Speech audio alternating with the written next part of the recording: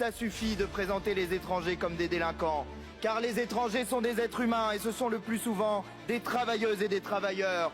Femmes de ménage, agents de sécurité, éboueurs, ouvriers, cuisiniers, plongeurs, livreurs. Dans tous ces métiers pénibles et mal payés, les immigrés sont surreprésentés.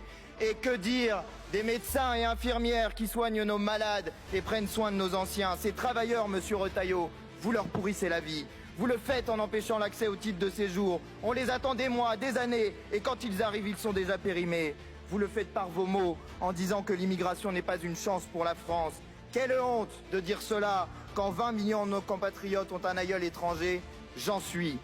Vous aimez l'histoire de France, monsieur Retailleau, la voici. C'est celle du Vénézuélien Miranda qui combat à la bataille de Valmy. Celle des étrangers naturalisés en 1848 pour avoir fait la Révolution et établi la République. Celle des 600 000 soldats coloniaux enrôlés de force et des 500 000 travailleurs qui font tourner nos usines en 14-18. Celle des Allemands, Italiens, Espagnols, Polonais ou Arméniens comme les Manoukians qui rejoignent la résistance en 1940. Celle des Algériens, Marocains, Tunisiens, Sénégalais qui débarquent en Provence pour libérer la France en 1944.